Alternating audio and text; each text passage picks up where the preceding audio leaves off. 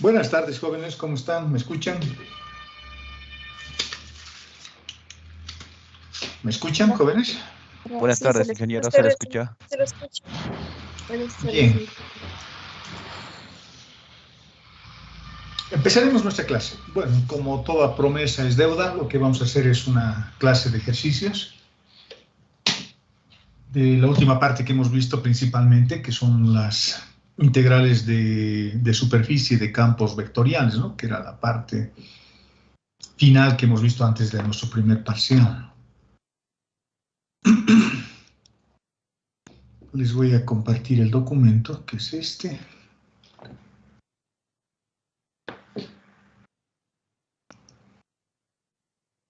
Y ya está, eso es.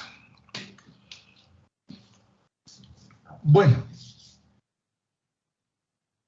vamos a hacer ejercicios de esta última etapa y matizando un poco con algunos ejercicios anteriores, digamos, para tener una visión un poco más completa. No se olviden de que el primer parcial es de bastantes temas, ¿no? Es todo lo que es el primer capítulo donde se ven curvas, superficies e invariantes vectoriales, el gradiente, la divergencia rotacional. Y el segundo capítulo es de integrales vectoriales y tenemos 4 tipos de integrales: las integrales de línea, de campos escalares y campos vectoriales, y las integrales de superficie de campos escalares y de campos vectoriales. Así que hay harto para estudiar. Veamos este primer ejercicio, un poco para entender esos factores de escala, digamos, que se introducen cuando calculamos superficies, justamente. Vamos a suponer que tenemos un plano, 2x más 3y más z igual a 6, y en dicho plano se toman 3 puntos, el punto A, el punto B y el punto C. Vamos a suponer que esos puntos, por ejemplo, son estos: el punto A, el punto B y el punto C, aunque me imagino, no sé, que no han visto nada porque es muy chiquito. El punto A, el punto B y el punto C, 3 puntos. Obtener el área de la proyección del triángulo en el plano coordenado, z igual a 0. Fíjense, este dibujo lo hice en el GeoGebra, dibujé este plano en el MATLAB. Y sobre este plano están estos 3 puntos que forman este triángulo. Y la proyección en el plano X100 me va a dar un área. Yo quiero hallar el área de la proyección. ¿Cómo hacemos? A ver, es bien interesante. Estoy queriendo hallar el área de la sombra de este triángulo que está dibujando en el plano. Y la sombra, obviamente, es una sombra ortogonal, ¿no? Es una sombra perpendicular, y que lo estoy proyectando en el plano XY y quiero hallar su área. A ver, ¿cómo hacemos? ¿Cómo hacemos?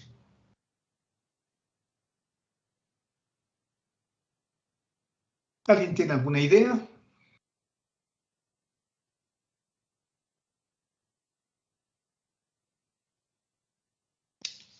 Estas clases de ejercicios, jóvenes, son más interesantes si uno viene leyendo, ¿no? Estudiando. Esa es una cultura que lamentablemente no se da en nuestro país, ¿no? La mayoría de la gente viene por obligación, digamos, pero no para estudiar o aprender.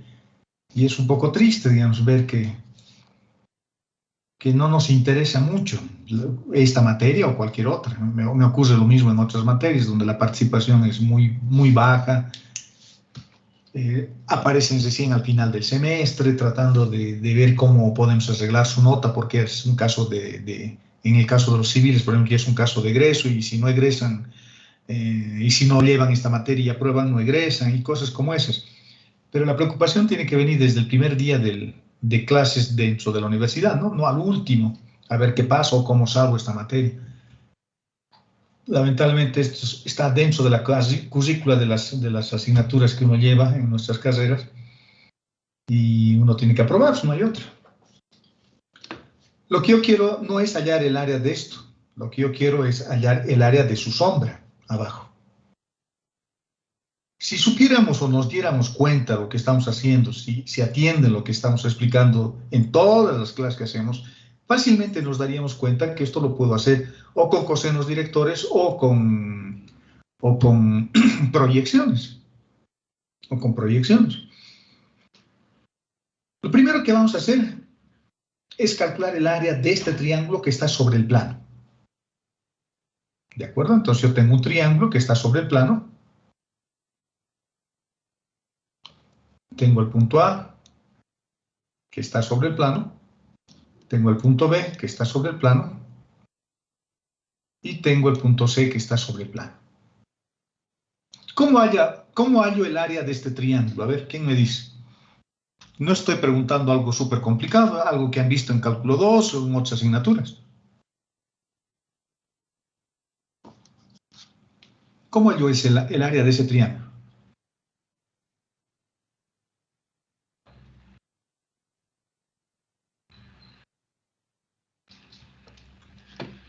¿Cómo hallamos el área de ese triángulo?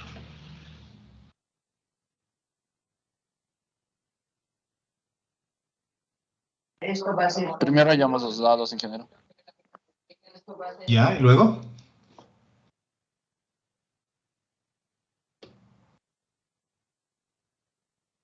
¿Y luego?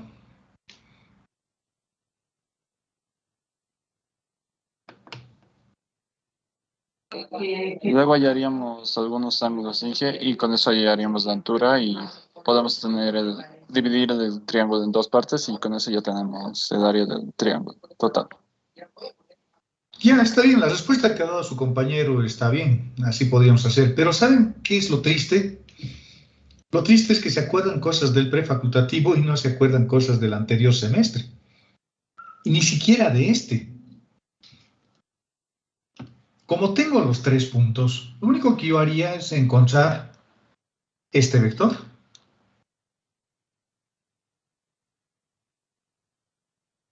Encuentro este otro vector. Y hago el producto vectorial, porque el producto vectorial es un área. Y el módulo de eso es el área. ¿De acuerdo? Entonces, fíjense, esto es mucho más fácil de lo que se imaginaría. Su compañero ha propuesto una solución. Hallaría los lados, no nos ha dicho, pero ¿con qué lados? Luego hallaría algunos ángulos, y luego hallaría, no sé, este lado y multiplicaría. Sí, se puede hacer geométricamente, pero siguen pensando como Euclides. Tienen que dejar Euclides a un lado y tienen que empezar a pensar vectorialmente. Y esto es tan simple y aparece en todos los textos de cálculo de vectores y me dicen el área de un paralelogramo o de este triángulo es la mitad del paralelogramo. Entonces esa área para mí sería U por B en módulo. Y hacer un producto vectorial es mucho más fácil que estar, digamos, queriendo encontrar algunos ángulos o tratando de averiguar algunas relaciones trigonométricas, digamos. Esto es el área del paralelogramo, pero si lo divido entre 2, tengo el área del triángulo. Ya tengo el área de esto. Ya tenemos el área de eso. Y eso es exactamente lo que estoy haciendo. Encuentro U, encuentro B. Y hallamos el área de ese triángulo dividiéndolo entre 2. Dividiéndolo entre este 2. Ya está. Ahora, fíjense, voy a usar cosenos directores. Voy a hacer uso de los cosenos directores. Porque esta expresión me está permitiendo relacionar el área que está sobre el plano con la proyección que tengo en el plano x100. Y ese factor de escala está dada por el producto escalar de K por M. Esta es una posibilidad. La otra posibilidad que tengo es de utilizar esto, ¿no? Que el área sobre la superficie va a ser igual a 1 más z respecto de x elevado al cuadrado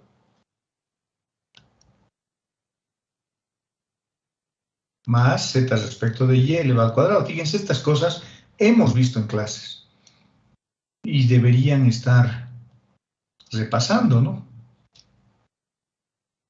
Diferencial de x, diferencial de y. Y en esta expresión, en esta última que he colocado, o en esta otra que tengo acá, o en esta que tengo ahí, hay una vinculación, hay una relación entre este término y este término. Este es el área sobre la superficie y este es el área sobre alguno de los planos donde estoy proyectando.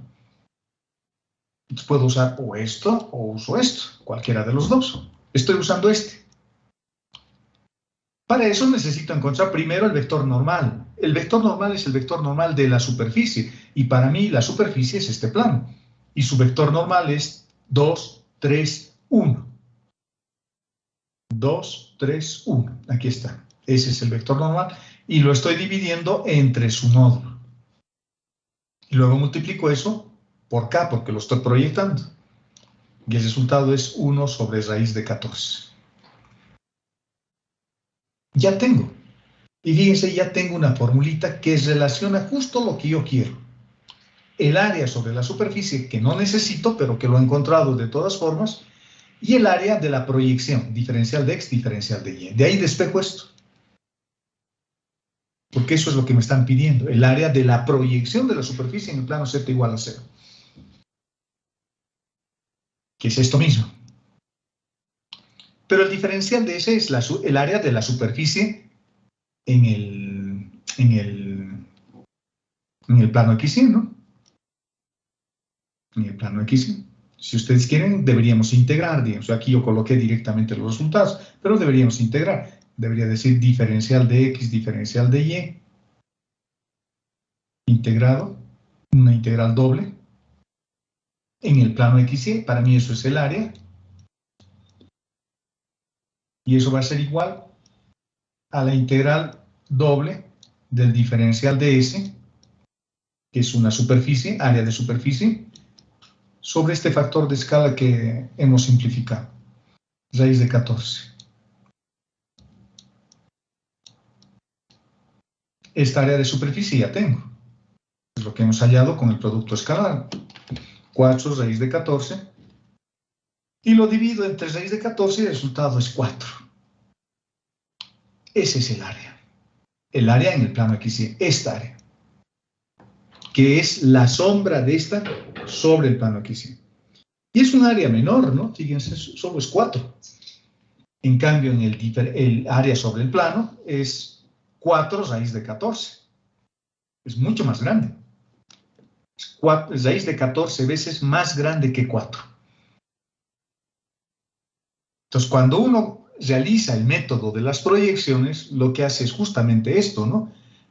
Colocar límites para encontrar un área de superficie en alguno de los planos coordenados y por eso necesito un factor de escala que me permita compensar el tamaño porque estoy colocando mis límites en el plano XY, pero necesito compensar el tamaño porque en realidad el área que estoy calculando está sobre el plano, no está acá. Es un truco que hacemos, digamos, cuando resolvemos, ¿no? Bueno, ¿alguna duda con esto, jóvenes? Ninguna. Sigamos. Sigamos.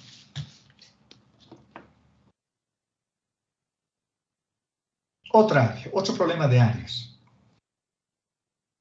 Nos están pidiendo hallar, creo que esto hicimos en clase, no sé, no me acuerdo, hallar el área de la parte de este cono. Tengo que saber reconocer superficies, ¿no? Esto es un cono. Si no sé reconocer superficies, tampoco voy a poder hacer nada, y ahora mucho menos todavía, porque los exámenes son presenciales y tal vez ni me dejen usar máquina de calcular. Tengo que saber reconocer superficies. Y si no lo he hecho hasta ahora, que ya es prácticamente lo último que estoy viendo en mi formación matemática, ya no lo voy a hacer nunca más. Nunca más. Y voy a formarme con algunas deficiencias, seguramente. Y me están pidiendo que halle solo del manto positivo, porque el cono tiene dos mantos, y con eso me están diciendo que hallemos solo sobre el manto positivo. Pero tengo que hallar solo de la parte que está dentro de este cilindro. Si alguien me dice esto es una circunferencia, no, es un cilindro, porque estoy dibujando en el espacio. En el plano XY es una circunferencia, pero en el espacio es un cilindro, este cilindro azul que ustedes ven acá. Y fíjense que ese cilindro azul lo corta en una pequeña hoja acá abajo a nuestro cono. Yo quiero hallar el área de esa partecita del cono, el que está por acá. De esa parte quiero. Y solo del manto superior, porque hay dos. Acá se ve mejor la forma que tiene esa área que quiero calcular. Lo de arriba, pero yo quiero calcular. No importa, puedo calcular lo de arriba o lo de abajo porque el área es igual, no es simétrica. Es simétrica. Sigamos. Ahora, ¿cómo voy a calcular? Bueno, hemos visto un capítulo de áreas de superficie. En el primer capítulo hemos visto superficies, ¿no? Entonces, lo que puedo hacer en este caso es parametrizar el cono. Y una vez que lo tengo parametrizado, tener el elemento de área e integrar. ¿Cómo lo voy a parametrizar? Bueno, lo puedo parametrizar de varias formas en realidad, ¿no? No hay una sola forma para parametrizar. Los resultados, si están bien parametrizados en nuestra superficie, siempre van a ser los mismos. Eso se llama el teorema de la invarianza, ¿no?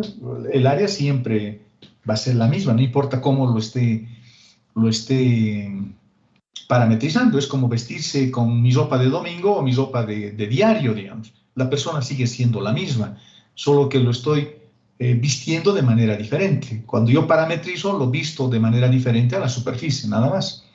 Y voy a usar cilíndricas porque son las más simples, ¿no? Y son las más útiles. Podría utilizar parametrización de Monge también. Y en la parametrización de Monge a X le puedo llamar, no sé, X nomás. ¿Para qué le voy a cambiar de nombre? Y para Y le voy a llamar, y a Y le voy a llamar Y nomás. No se olviden que estamos hablando de una superficie y las superficies requieren dos parámetros. Mis parámetros serían X y Y. Y Z de espejo del cono. De espejo del cono, y eso va a ser igual a X al cuadrado más Y al cuadrado. No se olviden de que tiene dos signos.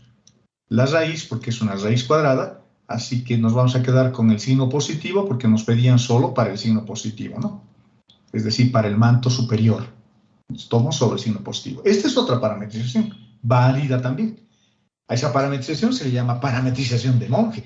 Ahora, si ustedes dicen, no, yo no quiero llamarle X, entonces llámenle U, y a Y llámenle B. ¿Sí? Mis variables van a ser U y B.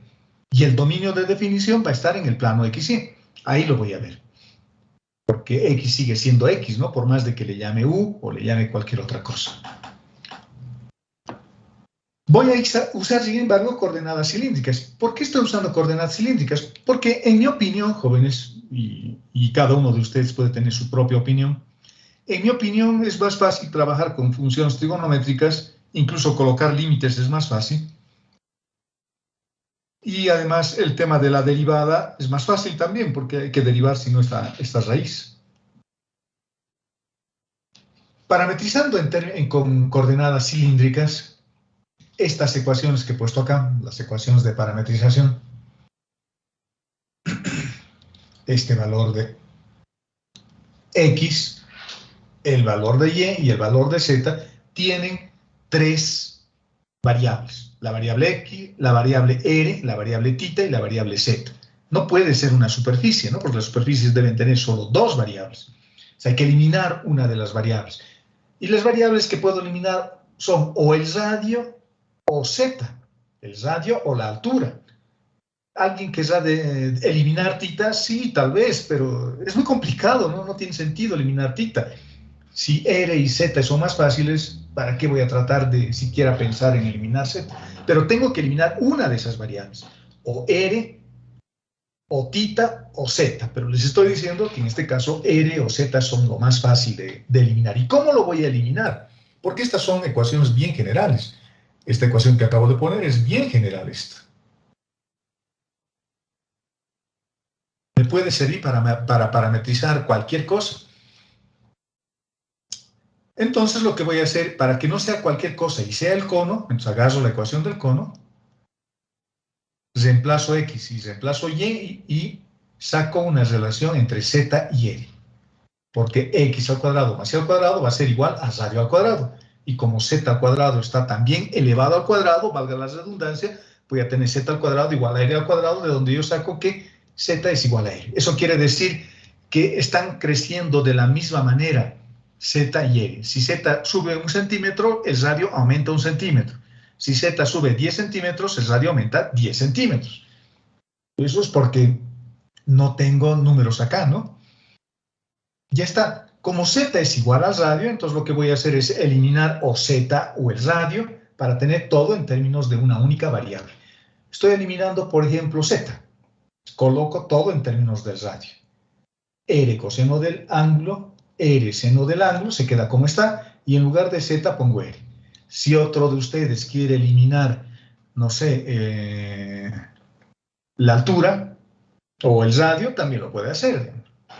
También lo puede hacer. Solo hay que tener cuidado en los límites posteriormente. Bueno, esta es la forma vectorial de la superficie. Esta es la ecuación vectorial de la superficie. Por lo tanto, lo que voy a hacer es encontrar su elemento vectorial. Y voy a hacer lo que hemos hecho hace rato, en el primer ejercicio. ¿Cómo he encontrado el área de este triángulo? He encontrado el área de este triángulo haciendo un producto vectorial.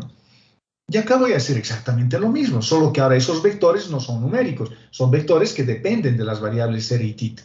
Pero el producto vectorial seguimos asociándolo a un área. En este caso, al área de un paralelogramo. Ya no es de un triángulo porque no está dividido entre dos. ¿De acuerdo? Ya no es un triángulo. Sigamos. Hacemos el producto vectorial y encuentro una expresión. Después de hacer el producto vectorial, encontramos un vector cuyo tamaño es equivalente al área. Al área en cada punto, en cada valor de radio y en cada valor de ángulo. Yo necesito el módulo. ¿Por qué? Porque el área, fíjense, aquí está la formulita del área, que lo usamos hace rato también, está dada por esta expresión. Es una fórmula ya. Que hay que acordarse, porque si no nos acordamos tampoco vamos a poder hacer nada, ¿no? Y en esta fórmula aparece esto. Esta fórmula la hemos deducido en el primer capítulo. Está deducido, les he explicado cómo se deduce y qué es lo que representa. Y ya está. Como ya tengo el módulo de R respecto de R por R respecto de θ y vale 2 veces en raíz por R, lo reemplazo simplemente ahí. Ya, ¿dónde voy a colocar mis límites? Voy a colocar mis límites con el radio y con el ángulo, o sea, en el plano polar. Y en el plano polar lo que voy a tener es la proyección de esta parte del cono en el plano XY, o en el plano polar que está ahí. Ahí voy a poner mis límites. Y si yo me fijo, esta ecuación, que es la que tengo en el plano XY, es una circunferencia de ese tipo. X al cuadrado más el cuadrado igual a 2x. Voy a colocarlo en polares. Y eso es igual a 2 a R igual a 2 coseno de θ. ¿Por qué estoy colocando en polares? Porque esta expresión está en polares. El elemento de área que hemos encontrado está en polares. Y lo estoy poniendo mis límites en polares, en el plano polar. Por lo tanto, la curva donde voy a colocar los límites lo tengo que poner en el plano polar. Y es esta la circunferencia, está trasladada respecto de θ. Si θ vale, o de x mejor dicho, si θ vale 0, el radio vale 2, que es la máxima extensión que tengo acá. Y a medida que voy haciendo más pequeñito o más grande, va creciendo el ángulo, va increciendo, que θ valga 45 grados, ya coseno de 45, raíz de 2 sobre 2, se vuelve raíz de 2. Ahí. Digo que θ valga pi medios. Θ, si vale pi medios, el coseno se hace 0. El radio se hace 0. Fíjese cómo el radio ha ido disminuyendo de tamaño hasta hacerse 0. Hasta hacerse 0. Hasta hacerse 0. Por lo tanto, los límites colocaré de 0 hasta pi medios y multiplicaré por 2, porque estaría calculando solo el área de la parte superior y no de la parte inferior. Si lo multiplico por 2, o puedo hacer de menos pi medios hasta pi medios, que es la otra posibilidad que tenemos. Por lo tanto, el elemento de área que teníamos acá va a ser raíz de 2. Estoy multiplicando por 2. Ese 2 rojo que tengo ahí es porque estoy aumentando esta parte por 2. Por eso mis límites van solo de 0 a pi medios. De 0 a pi medios. Multiplicado por este 2 para tener la vuelta completa. Y el radio variará de 0 hasta 2 coseno de θ. Y finalmente, después de resolver esa integral, ese elemento de área, esa área había sido raíz de 2 por pi. Si me hubiesen pedido de la parte de arriba y de la parte de abajo, adicionalmente, se hubiese tenido que volver a multiplicar por 2 este resultado. ¿Está claro, jóvenes? ¿Está claro? Sí, Inge. Gracias, sigamos. Veamos otra cosa. Nos están pidiendo calcular ahora una integral de superficie, pero de un campo vectorial ahora. Ya no es un campo escalar, es un campo vectorial. Y el campo vectorial es este.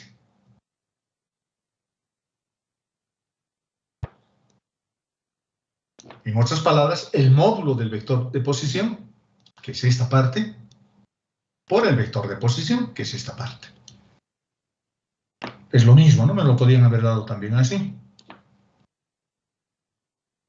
Y la superficie que queremos atravesar con esto, que queremos atravesar con este campo vectorial, es el de una esfera, de radio 3.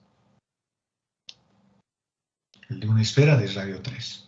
Su dibujo es este. Y el campo vectorial, este campo vectorial,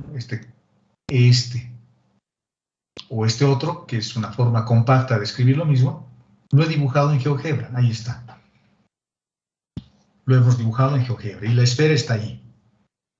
Entonces ese campo vectorial está atravesando la esfera. Yo quiero saber cuánto de flujo está atravesando la esfera.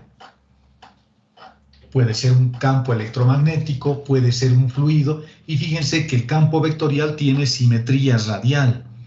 Quiere decir que son como los rayos del Sol. Este campo es irrotacional. Todos los campos que tienen simetría radial son irrotacionales. Ya está. Esto es lo que voy a hacer. Y fíjense que en el documento puse los comandos de MATLAB para graficar el campo vectorial. Estoy poniendo X, estoy metiendo una matriz fila o una matriz columna que va de menos 5 hasta 5 y estoy interpolando 10 datos.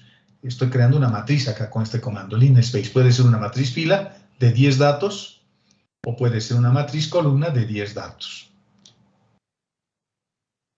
¿De acuerdo? 10 datos. 1, 2, 3, etcétera, etcétera, hasta llegar al 10. Estoy metiendo 10 datos. Luego estoy diciendo que Y sea igual que X. Entonces estoy volviendo a crear otra matriz para Y de 10 datos. Y estoy diciendo que Z va a ser igual que X también. Entonces ahora tengo 3 de esas matrices. Una para X, una para Y otra para Z. Podría verlo como una hipermatriz también, volumétrica. Podría verlo como una matriz volumétrica. Luego estoy creando otra matriz con estos 3 que estaban separadas inicialmente. Ahora ya tengo una matriz grande. La matriz MX, MY, MZ, los estoy poniendo en una sola matriz con este comando, meshgrid. Y los datos van a ser X, Y, Z. ¿Para qué? Porque para cada puntito que está en este espacio, necesito valores. Si estoy creando con este comando, con el comando que ven acá. Para cada puntito donde ven una flechita, por ejemplo, para esta flechita que está por acá, necesito sus datos. O para esta otra necesito sus datos. O para esta otra necesito datos. ¿Dónde lo voy a dibujar? ¿En qué parte del espacio? Con eso estoy creando con esta matriz, ¿no? Luego acá ya empiezo a meter las componentes del campo vectorial.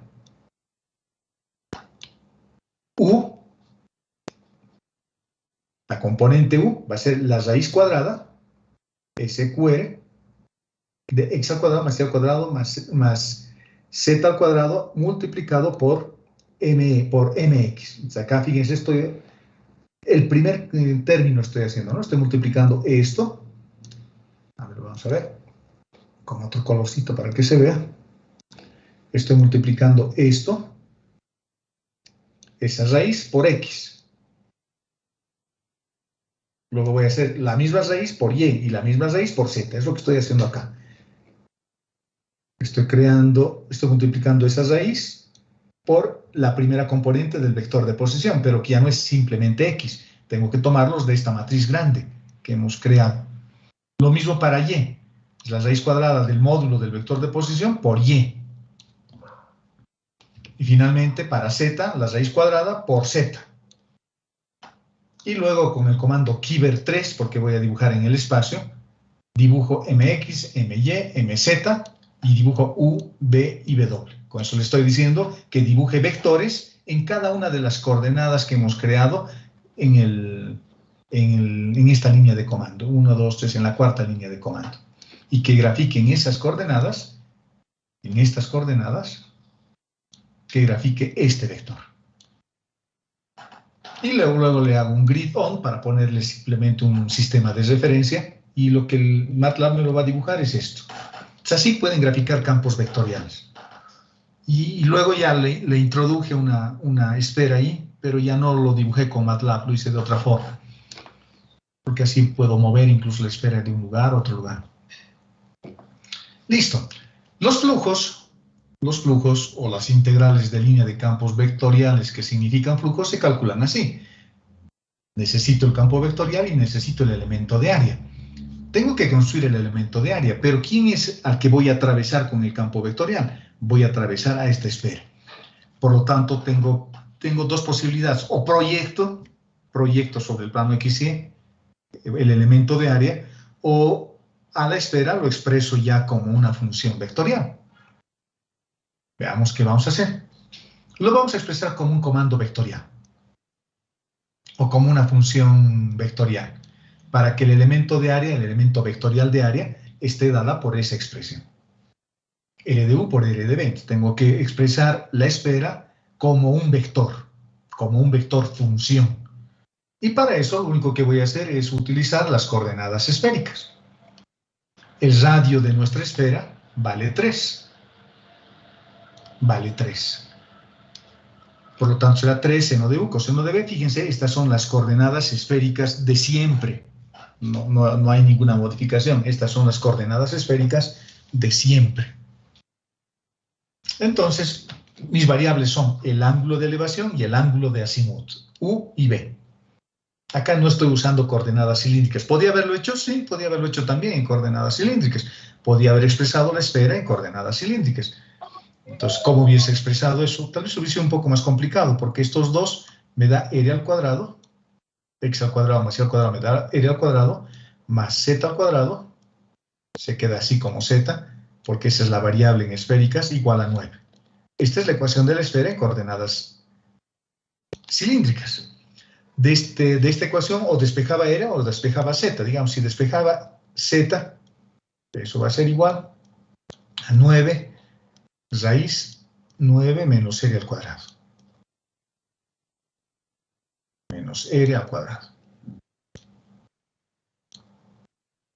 Y eso reemplazaba, digamos, en las coordenadas cilíndricas. Otra forma de parametrizar. El problema de las esféricas en este caso es de que tengo que analizar lo que está arriba y lo que está abajo, usando el signo positivo o el signo negativo. Tengo que primero evaluar el flujo que pasa arriba con el signo positivo y luego el flujo que pasa por abajo con el signo negativo. Entonces me voy a evitar esa dificultad usando esféricas directamente. Más fácil. Necesito construir el elemento vectorial de área, que es este. Y para eso necesito encontrar la derivada de U, de esto, que va a ser 3 coseno de U coseno de B, que está por acá. Que estará por acá. Esto. Luego 3 coseno de U seno de B, que será el siguiente término. Y respecto de U será menos 3 seno de U. Hago lo mismo derivando respecto de B, las mismas tres ecuaciones. Como la última no tiene B, solo tiene U, entonces me queda simplemente 0. Hacemos el producto vectorial y me queda esta expresión, la que hemos llegado, a esta. Ese es el elemento de área, como un vector. Es un vector esto, ¿no? Lo estoy expresando como una matriz columna, mi vector. Lo que puedo hacer para simplificar mis cálculos un poco y para mostrarles algunas cosas es factorizar, por ejemplo, esto. Un 3 o un 9 seno de u. Voy a factorizar ese 3 seno de u. Fíjense, estoy factorizando 3 seno de u. Y me va a quedar 3 seno de u, coseno de b, 3 seno de u, seno de b, y 3 coseno de u. Estoy factorizando un 9. Ese es el punto singular intrínseco, ¿no? Pero que no hay que eliminarlo. Porque ahora lo que voy a tener es, fíjense, ¿qué es esto? Lo que tengo acá es el vector de posición en cilíndricas, pero en base canónica, solo parametrizado, porque estoy usando base canónica. Y este es 3 seno de u, lo pongo acá, y todo eso es R. Todo esto es R. Parametrizada en coordenadas esféricas, pero no está en base cilíndrica. Ojo, no está en base cilíndrica. El vector de posición en base cilíndrica es otra clase. En base cilíndrica o en base esférica sería 3 por su vector, por el vector E sub R. Eso es el vector de posición en esféricas, que todavía no sabemos. Esta está en base canónica, es 3 seno de u coseno de b en la dirección de i, más 3 seno de u, aquí, seno de b, creo que este u está de más, 2 veces he copiado. Lo sacamos. Y eso es lo único que me queda. Ese es el vector de posición. Y lo he puesto de color rojito por acá, para no tener que escribir toda esa matriz. Sigamos. Vuelvo a agarrar toda esta expresión. Bueno, en realidad agarro esta, lo pongo acá, lo vuelvo a escribir. Y digo, eso es 3 seno de u por el vector de posición, que es lo que tenía aquí arriba, este mismo. Y ese es el elemento de área. Y ese es el elemento de área. Mi campo vectorial es este otro. En otras palabras, es x al cuadrado más y al cuadrado más z al cuadrado. Para la esfera que estoy trabajando es el radio, vale 3. Este 3. Entonces, en vez de usar la raíz con x al cuadrado, directamente lo reemplazo 3, porque estoy trabajando con una esfera de radio 3, y para mí esto es el radio. Por eso le pongo 3, y es fijo. Y este es el vector de posición. El vector de posición. Ahora lo que voy a hacer es multiplicar este campo vectorial, que se llama 3 raíz, o 3 por R, por el elemento de área, que es esto. Escalarmente 3 veces seno de u por R diferencial de u diferencial de b. Hacemos algunas simplificaciones. Fíjense, tengo 3 por 3, se vuelve 9. Tengo este diferencial de R, que se va a multiplicar, perdón, ese vector de posición que se va a multiplicar con este vector de posición en producto escalar. Por lo tanto, voy a tener el módulo del vector R elevado al cuadrado. En otras palabras, el radio elevado al cuadrado nuevamente. 9. Porque sigo trabajando con la esfera. Este 9 con este 9 me sale 81. Y esto, si ustedes son perspicaces, es el jacobiano de transformación en esféricas. Porque el jacobiano de transformación en esféricas es R al cuadrado por el seno de u. De u o de tita, que es el ángulo de elevación.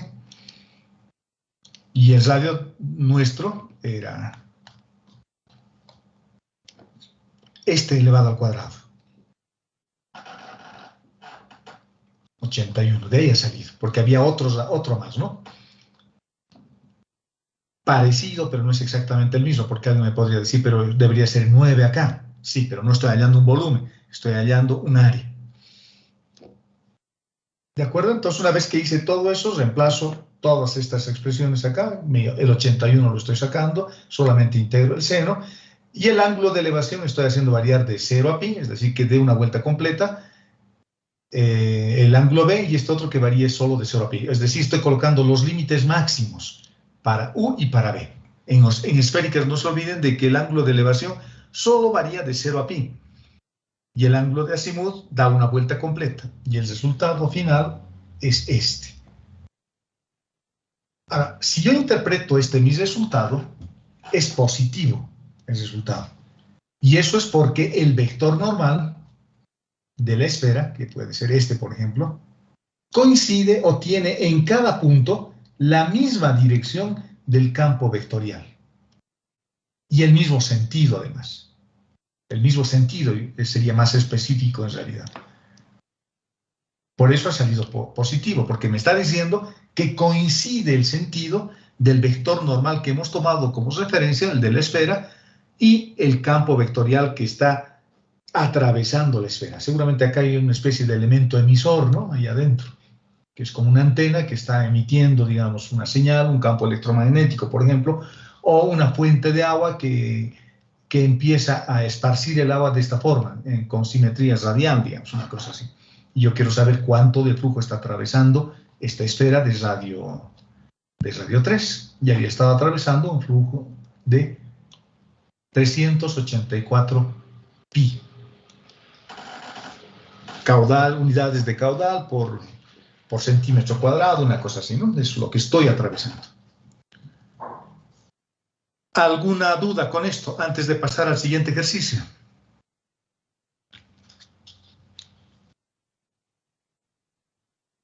Jóvenes, ¿todo está claro?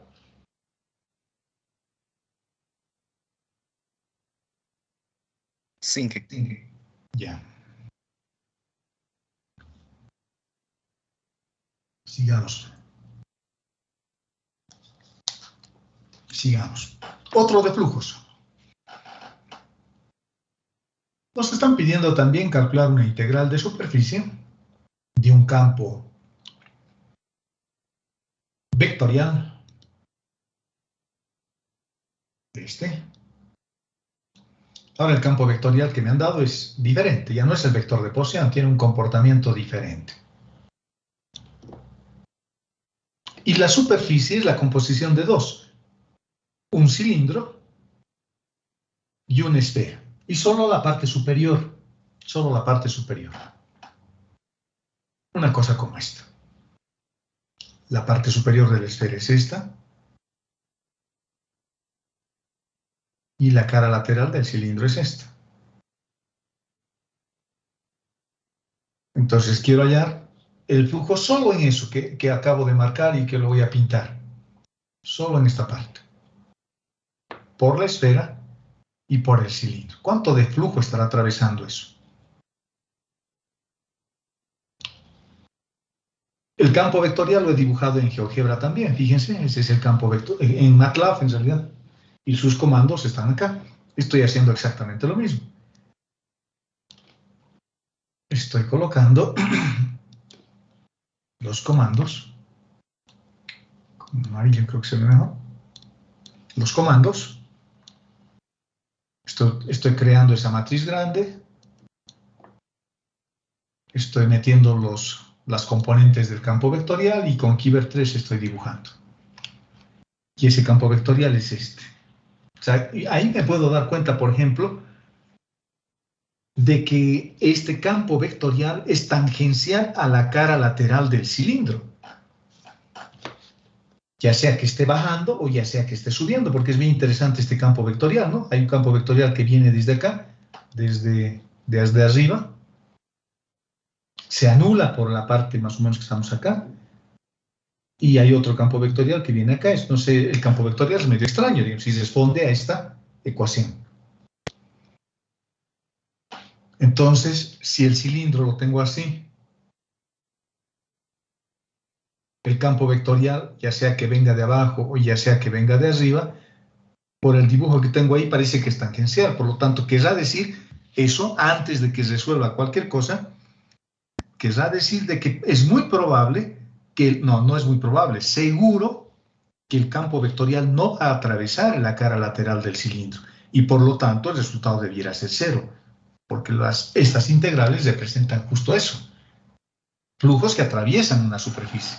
Y si el campo vectorial es tangencial a la superficie, no va a atravesar absolutamente nada. O sea, hay que hacer dos ejercicios acá. Uno para el cilindro. Tengo que averiguar cuánto de flujo atraviesa el cilindro. Y otro para la esfera. Voy a tener dos superficies. La superficie 1 y la superficie 2. Porque es continua por tramos esta superficie, ¿no? No puedo hacer como en el caso de la esfera, que solo tenía una esfera y que por lo tanto con una sola ecuación se resolvía todo. Acá no, hay dos superficies diferentes, cada una tiene su propia ecuación. Tengo la cara lateral, que es el cilindro, y tengo la cara superior, esa tapa superior, que es la parte de una esfera. Entonces, empezamos con la superficie cilíndrica. ¿De acuerdo? Fíjense que en algún momento la superficie se va a intersectar con la esfera. Aquí tengo el cilindro. Y la esfera va a estar por acá, ¿no? Así. Y en algún momento se va a cortar con el cilindro. Yo necesito saber hasta dónde hay cilindro y a partir de dónde hay esfera. Entonces, lo que voy a hacer es intersectar la esfera con el cilindro para ver en qué valor de z se intersecta. Eso está fácil. Como x al cuadrado más y al cuadrado vale 4, eso lo voy a reemplazar acá. X al cuadrado más y al cuadrado vale 4. Y este 4 lo paso al otro lado. Voy a tener 8 menos 4. Eso es 4. En raíz, 2. Se intersectan en el plano z igual a 2. ¿De acuerdo? Entonces, si me hago un dibujo de perfil, digamos, acá está la esfera. Y acá está el cilindro. Yo acabo de encontrar esta altura, donde hay intersección. Y esa altura dice que vale 2. La que va desde acá hasta acá. Porque ahora esta es la partecita que tengo que averiguar. No solo en esta parte voy a averiguar el flujo. Y además z positivo, dice entonces solo esto. Este va a ser mi eje z. Y este otro puede ser mi eje x o y, cualquiera de los dos, porque su figura es simétrica. Estoy viendo solo en una traza, ¿no? En este caso en el plano XY, por ejemplo. De ahí sale este 2. Mis límites, cuando quiera averiguar el flujo, yo quiero analizar el flujo solo en esta parte, ¿no? Solo en esa parte. Porque el cilindro es infinito. La parametrización del cilindro es una de las cosas más fáciles que hay y que se puede hacer fácilmente. X que sea igual a 2 coseno de U y Y que sea igual a 2 seno de U. Con eso tengo una circunferencia y esta es la variable libre, la variable parametrizar. Con eso tengo el cilindro. Z va a variar de 0 hasta 2, porque es lo que acabo de averiguar acá. Aquí a Z le estoy llamando B. Y el ángulo que dé una vuelta completa, de 0 a 2pi. Así tengo el cilindro totalmente dibujado, ¿no? Lo que estoy diciendo es lo siguiente, ¿no? Que dé una vuelta de 0 a 2pi. Y luego que Z varíe de 0 a 2. Y ya está.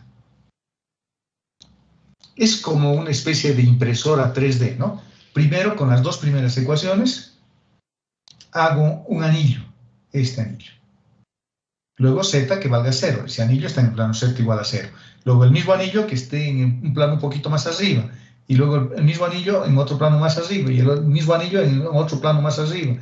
Y así sucesivamente voy imprimiendo este cilindro. Eso es lo que significa estas ecuaciones.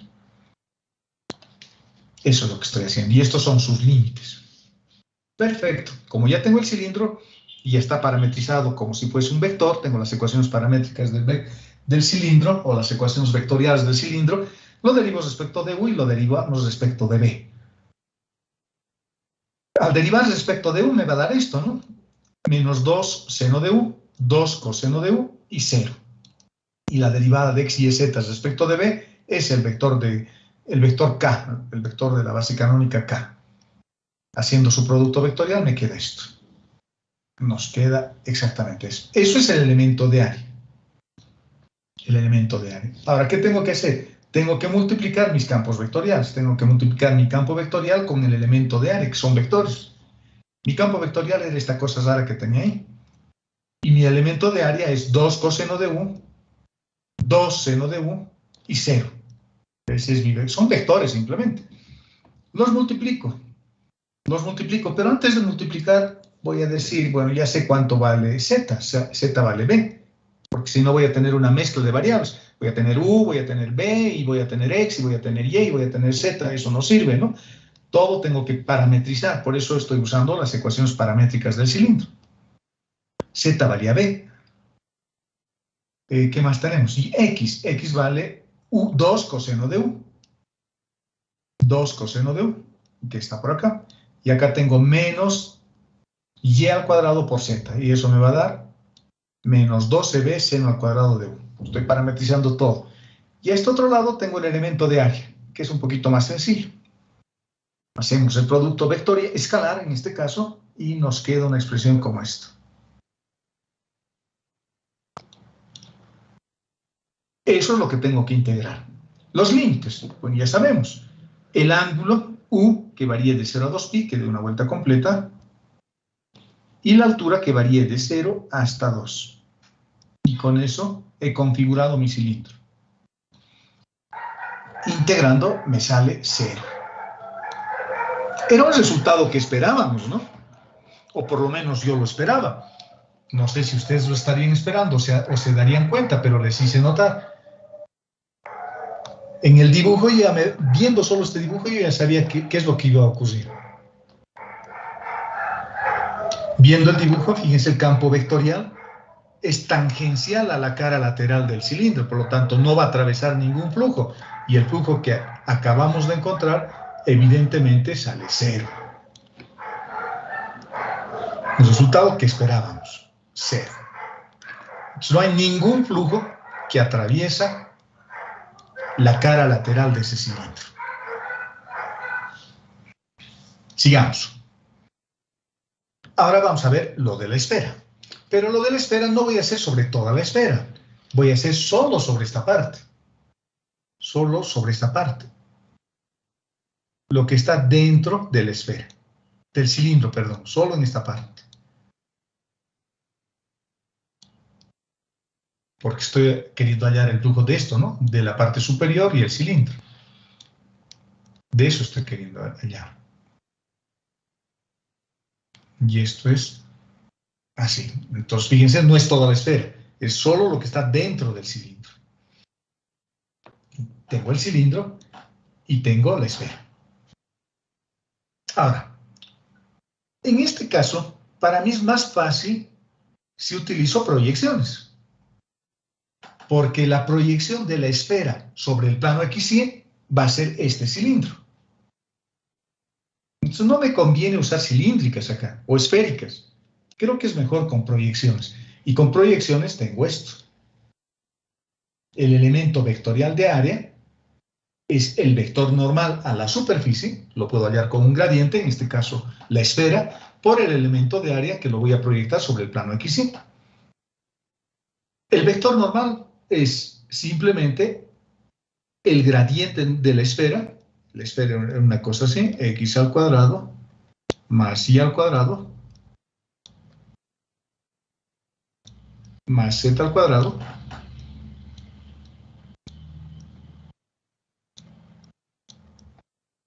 igual al radio que me han dado de la esfera.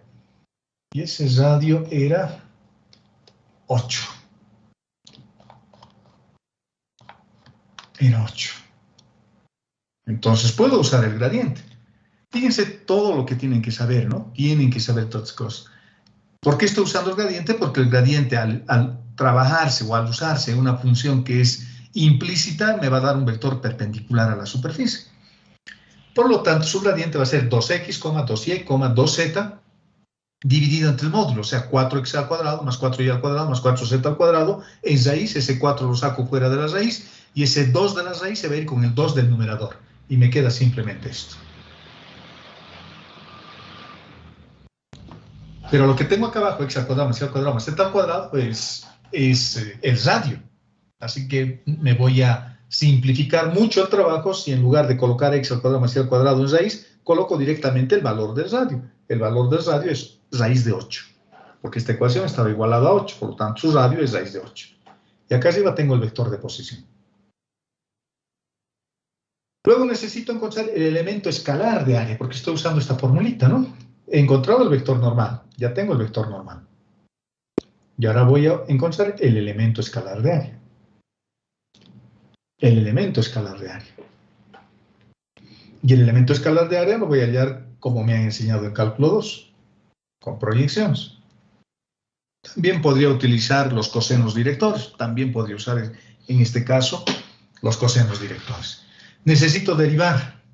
como este elemento de área lo tengo que tomar de la esfera, necesito derivar respecto de x a z, a la variable z, porque z está despejada. Y esas derivadas son estas, ¿no? Menos x sobre z y menos y sobre z. Esta y esta. ¿De dónde ha salido eso? Bueno, eso es fácil, ¿no? Respecto de x voy a tener 2 veces x, derivación implícita directamente, más 2 veces z, porque z depende de x, por z respecto de x, derivación implícita, igual a 0. Este 2 se me va con este 2, y me queda que z respecto de x va a ser igual a x sobre z. Negativo, porque este x va a pasar al otro lado con signo negativo. Por eso sale acá esto, ¿no? Y para y es exactamente lo mismo. Simplificando un poquito nos queda esto. Pero nuevamente aparece raíz de x al cuadrado más y al cuadrado más z al cuadrado, y yo sé que eso vale 8 en raíz. Eso es esto que tengo acá arriba. Y z en el denominador. Por lo tanto, mi elemento vectorial de área va a ser el vector normal que hemos calculado ya, que es esto, multiplicado por el elemento de área que acabamos de ver, que es esto. Haciendo esa multiplicación, este se me va con este y me queda esto. Y esto lo tengo que multiplicar con el campo vectorial, que también está en términos de x, de y y de z. Haciendo ese producto me da esto, el producto escalar. Tengo un pequeño problema, porque mis variables de integración son x y aparece un z. Ese z puedo tratar de simplificar todo lo que pueda y luego reemplazar z despejando de la esfera. Fíjense, estoy distribuyendo z, por lo tanto me va a quedar solo x, en este otro caso me va a quedar y multiplicado por x dividido entre z, y acá me va a quedar menos 3y al cuadrado por z. Todavía tengo un z acá y todavía tengo un z acá. ¿Con qué voy a despejar o reemplazar ese z? Con el z que voy a obtener de la esfera. ¿De acuerdo?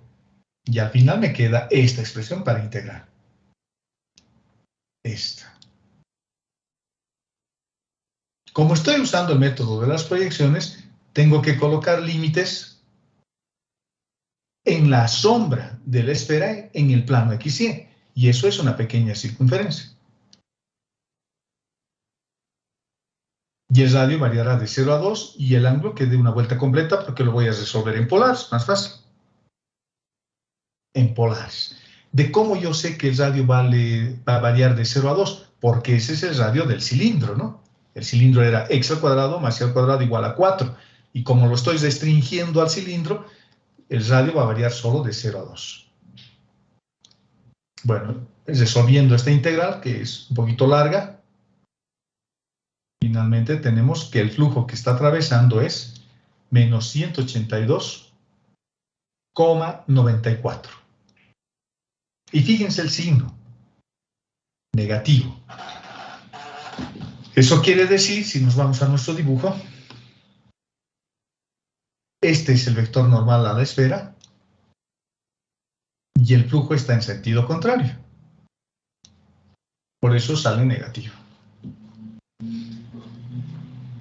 ¿Alguna duda con este ejercicio, jóvenes?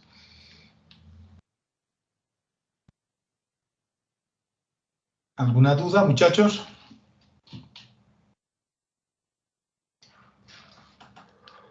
Bueno, me imagino que no, porque nadie dice nada.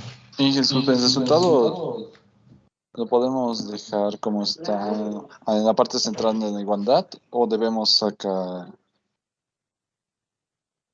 Para mí es suficiente esto, ¿no? Para mí es suficiente esto, porque expresar esto creo que lo he resuelto con una computadora, con una calculadora de integrales. Yo no me he puesto el trabajo, porque ya no es objetivo de esta asignatura saber si resuelvo o no integral. Si no lo he hecho, ya nunca más lo voy a hacer. Pero de todas formas necesito resolver otras cosas. Necesito saber el flujo, en este caso usando una máquina de calcular, y lo resolví. En el examen yo creo que pueden hacer lo mismo, ¿no? Directamente calcular esto. Porque no se está evaluando si saben o no saben integrar esto. No se está evaluando eso. Lo que estoy evaluando es cuál es el flujo. Y si han hallado bien su flujo, si han analizado, si han parametrizado bien, si han hecho todo eso, entonces para mí está bien. ¿De acuerdo? Veamos otro. Esperen un cachito.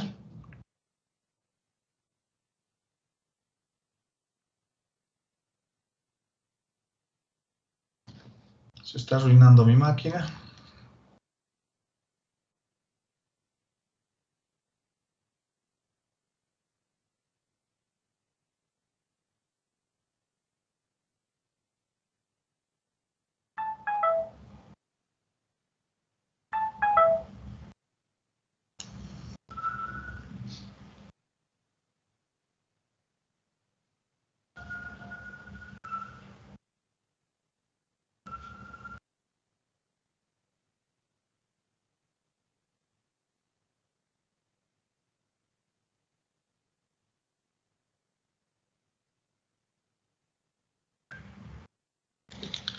Bueno, sigamos.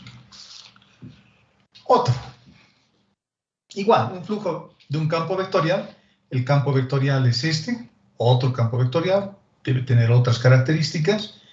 Y la superficie que ahora estoy analizando es un cono. Y la altura del cono, donde yo quiero analizar el flujo, va desde 0 hasta h. El campo vectorial también lo he dibujado. Fíjense, el campo vectorial parece como un río, ¿no? Y lo he dibujado también con los comandos de siempre. Y el cono, bueno, lo he dibujado también en MATLAB. He dibujado ambas cosas, el cono y el campo vectorial. Acá he dibujado solo he puesto los comandos solo para el campo vectorial. Ah, no, está todo, está todo. Me estaba olvidando, está todo. Miren, la primera parte es, a veces es bueno colocar este comando en MATLAB, clear. En realidad es recomendable. Con eso limpia todo lo que han hecho antes. Es como va a ser nuestro cuarto, digamos. Y luego estoy creando una matriz cuadrada de 5 por 5. No, en realidad más, hay más. Voy a colocar entre menos 5 y 5 tantos datos como entren en ese intervalo separados de 0,2. Este es otro tipo de comando. Fíjense, se pone menos 5, el comando MeshGrid, 2 puntos, y voy a poner punto 2. Podría poner 0,2, también 0,2, 2 puntos, 5. Entonces, cada décimas, ¿no? 2 décimas estoy avanzando, poniendo un dato. Y esta es la ecuación del cono. Ese es despejado Z, SQR, la raíz. Este es el formato o la sintaxis del comando. Cuando tiene esto es sombrerito, quiere decir elevado al cuadrado. Y lo dibujo con el comando surf. Y lo mantengo al dibujo. Ese hold on quiere decir que lo voy a mantener, que no lo borre. Y luego dibujo el campo vectorial. El campo vectorial. Y el resultado es ese. Esta línea que ven acá es sobrepuesta. Esa línea es sobrepuesta. Muy bien. Lo voy a llevar a su forma vectorial. Siempre es más fácil llevarlo a su forma vectorial. Entonces, este cono lo puedo meter dentro de un cilindro, ¿no? Fíjense, yo tengo el cono acá. Si yo fuese carpintero y quiero construir ese cono, es muy probable que ese cono sea más fácil de construir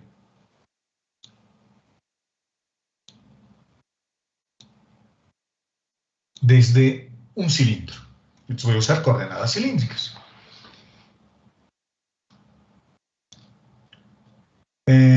La ecuación del cono es fácil, ¿no? En la ecuación del cono, que ya lo hemos hecho hace rato, reemplazando estas coordenadas voy a tener que z es igual a r. Ya no he vuelto a hacer eso, lo hemos hecho hace rato.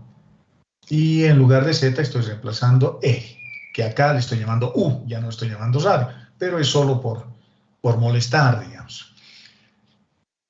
Luego tengo que encontrar la derivada del vector de posición, porque este es el vector de posición, es el vector de posición parametrizado en términos de U y de B, usando base canónica, porque fíjense, en realidad X sigue enervado, ¿no? Sigue acá, Y sigue acá y Z sigue acá, solo que a X le estoy vistiendo de U coseno de B, a Y le estoy vistiendo como U seno de B y a Z le estoy vistiendo como U. Lo único que he hecho es cambiarle de ropa, pero sigue siendo X, sigue siendo Y y sigue siendo Z. Y X, Y y Z son vectores, variables de la base canónica. Por lo tanto, todo lo que estoy haciendo, todos los vectores que estoy generando, siempre están en base canónica. Este vector es este y está en base canónica.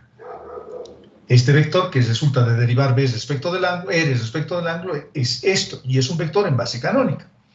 Y su producto vectorial es un vector en base canónica. ¿De acuerdo? Luego tengo que multiplicar mi campo vectorial por esto que acabo de encontrar. Pero mi campo vectorial era x al cubo, y al cubo, z al cubo. Entonces, en lugar de colocar x al cubo, voy a poner u coseno de b al cubo, todo. U coseno de b. Luego tenía y al cubo. En lugar de colocar y, voy a colocar u al cubo, seno al cubo de b. Y en lugar de z, voy a colocar u al cubo, porque z era u.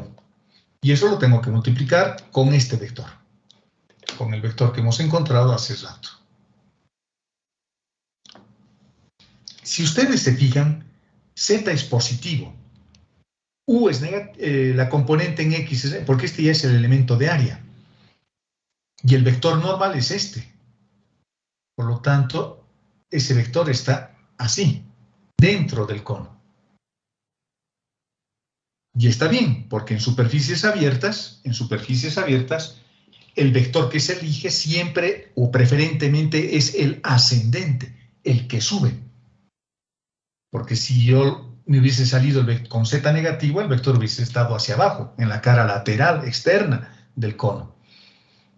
Pero me ha salido, fíjense lo que nos ha salido, el elemento de área. X es negativo, Y es negativo y Z es positivo. Entonces hacia arriba el vector. Hacemos el producto escalar que corresponde y me sale una cosa, un chorizo como este. Menos U a la cuarta, coseno a la cuarta, menos U a la cuarta, seno a la cuarta, más U a la cuarta. ¿De acuerdo? Pero fácilmente separables, creo, ¿no? Puedo factorizar U a la cuarta y integro solo para U. Y lo que me va a traer un poquito más de dificultad es coseno a la cuarta, seno a la cuarta, pero posiblemente pueda simplificar o analizar, hacer alguna cosa ahí. Fíjense, estoy factorizando U a la cuarta y me queda esto. Y con ese 1 por delante. Estoy colocando los límites, me han dicho que evalúe de 0 a h, porque eso es lo que me han dado como condición, que z varíe de 0 a h, y la variable z estaba despejada. Es u. No, perdón, u es el ángulo, es b. Es b. Vamos a ver, para no confundirnos. No, u es el radio y b es el ángulo. Pero ¿por qué estoy colocando límites de 0 a h para u, que es el radio? Porque z es igual a u, por eso, ¿no? Entonces colocamos a u de 0 a h y a b de 0 a 2pi. Bueno, y esto hay que integrar. Y lo calculé también con una maquinita y el resultado es este. El flujo es S, h a la quinta sobre 10 por pi. Quiere decir que de alguna forma, fíjense, el flujo es como si estuviese dando una vuelta y al final está entrando en realidad el flujo. No se ve bien en el dibujo, pero parece que está entrando. Y el resultado me dice que es este. Bonito, ¿no? Estas cosas son bonitas, estas cosas. Bueno, jóvenes, y con eso damos por concluida la clase de ejercicios que les tenía prometido, o prometida mejor. Y nos vemos durante el examen, o sea, el siguiente lunes, no este lunes, el subsiguiente lunes. Porque la siguiente semana es semana de exámenes, no se pasan clases. Nuestro examen está programado para el lunes 28, creo que es, a las 2:30 de la tarde. Sí, el 28 a las 2:30 de la tarde. Les voy a poner de todas formas en Teams un recordatorio de la fecha y de la hora del examen. Estén pendientes, el examen es presencial, tienen que irse al Príncipe de Paz y llévense barbijos, llévense su alcoholcito en gel o alcohol simplemente en un aspersor. Hojas por si acaso llévense, no sé si darán o no darán, normalmente dan, pero siempre es mejor prevenir que curar, ¿no? Llévense un par de hojas.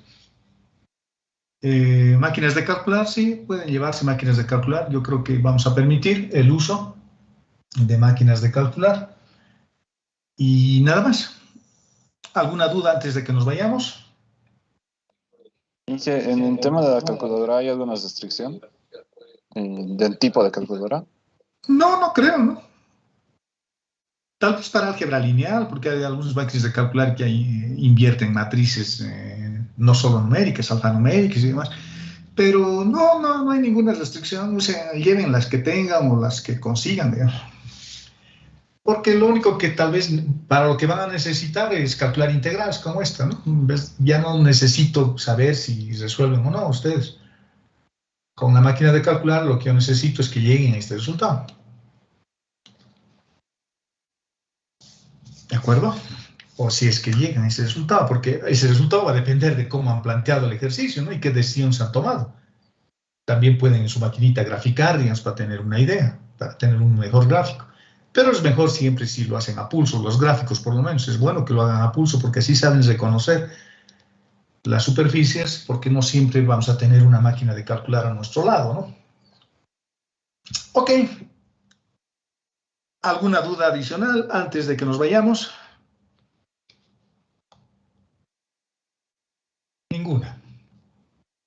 Ok, jóvenes, entonces quedamos en eso y nos vemos el lunes 28 a las 14:30. Cuídense, jóvenes. Hasta luego, Inge. Hasta luego, Inge. Hasta luego, señorita. Hasta luego, joven.